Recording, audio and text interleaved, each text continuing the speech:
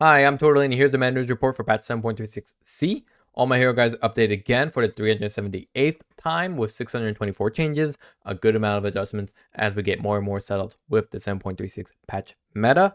Anyways, let's check in on the meta weather for the top pos 2 mid laning heroes to play so far in patch 7.36c. These recommendations are based on my expertise as well as statistics from dojuprotracker.com.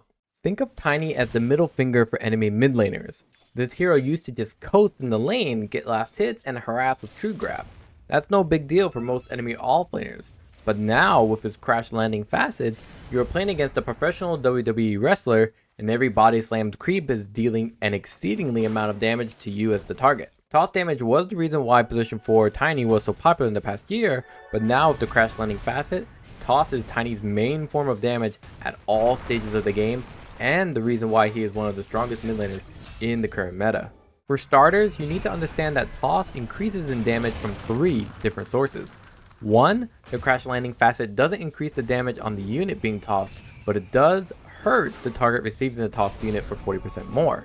Number 2, your ultimate ability Grow increases toss damage significantly at its final level. And number 3, items like Phylactery and Conda enhance the damage on the unit you're tossing with the attack damage from Tiny, which is already pretty monstrous.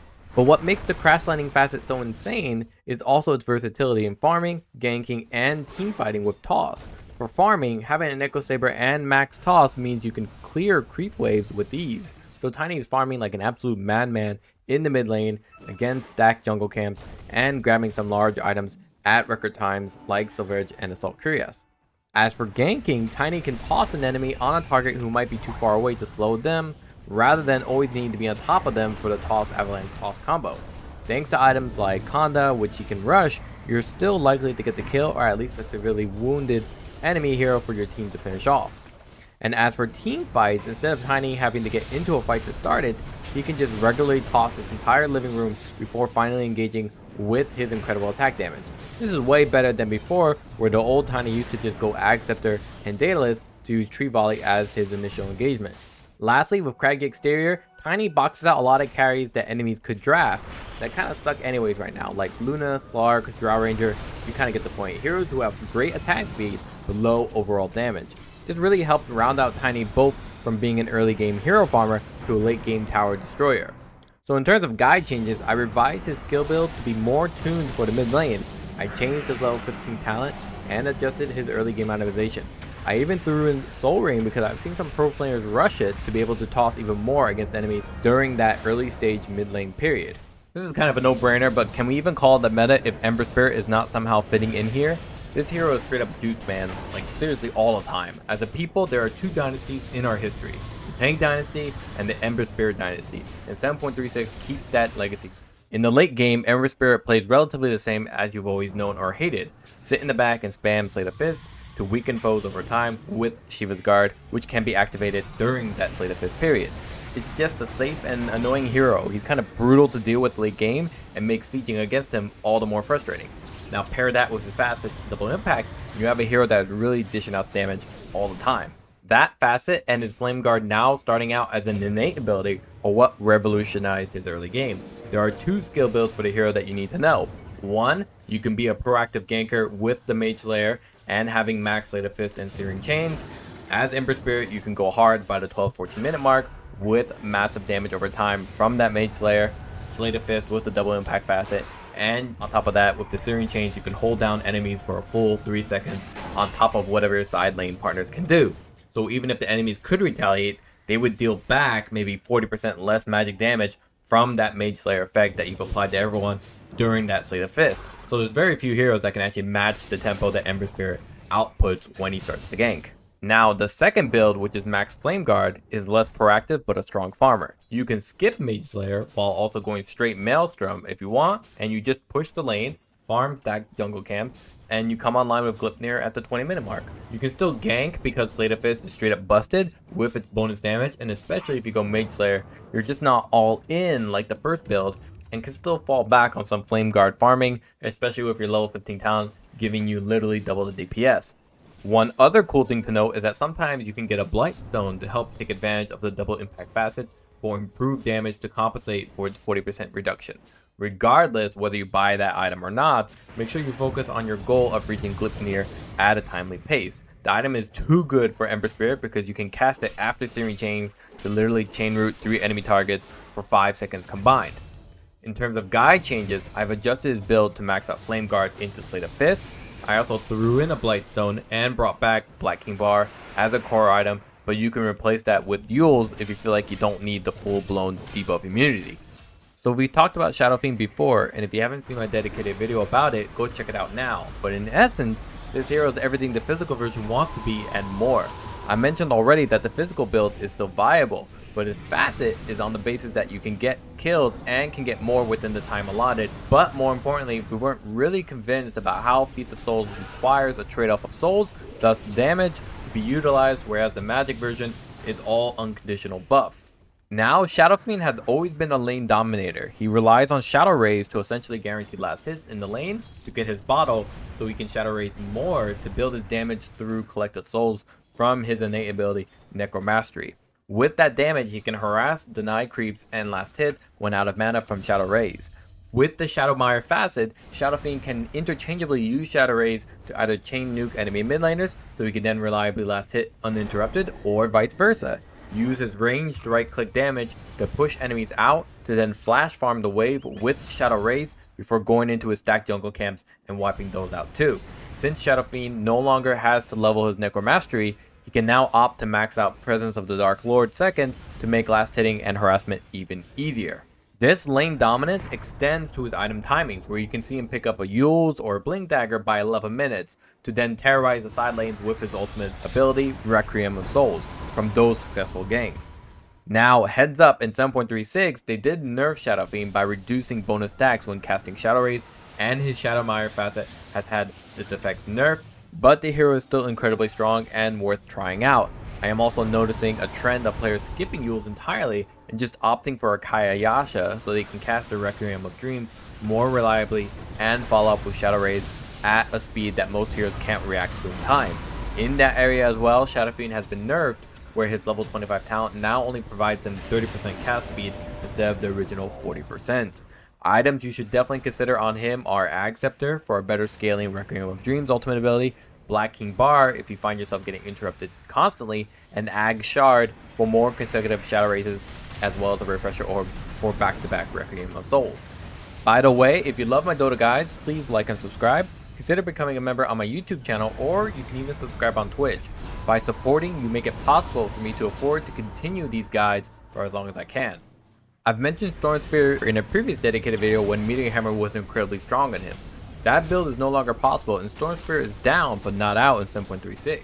But they did nerf the hero in two major ways. One, they made it so his static remnant has much less vision than before, which means scouting ahead with it is way less viable.